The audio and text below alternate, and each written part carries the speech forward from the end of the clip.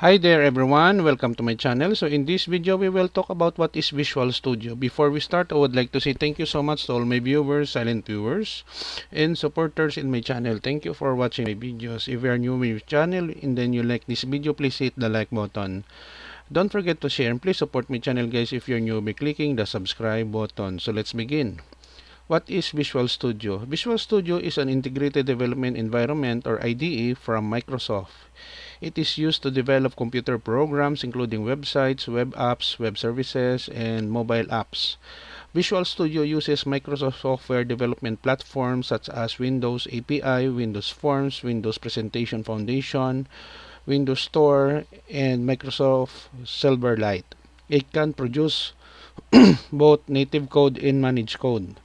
Visual Studio includes a code editor supporting IntelliSense, the code completion component, as well as coding refactoring. The integrated debugger works as both a source level debugger and as machine level debugger. Other built-in tools include a code profiler, designer for building GUI applications, web designer, class designer, and database schema designer.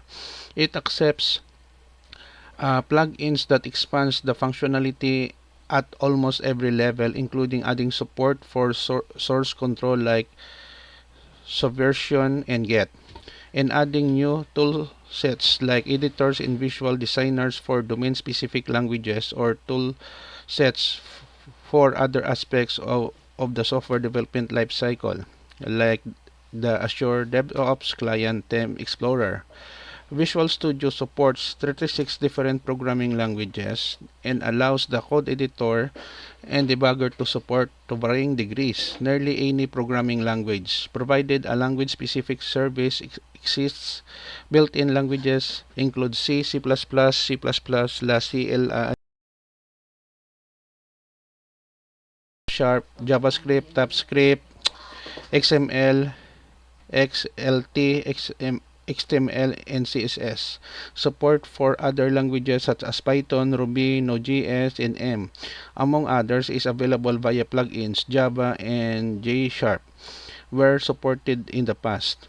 The most basic edition of Visual Studio is the Community Edition, is available free of charge. The slogan for Visual Studio Community Edition is free, fully featured IDE for student, open source, and individual developers.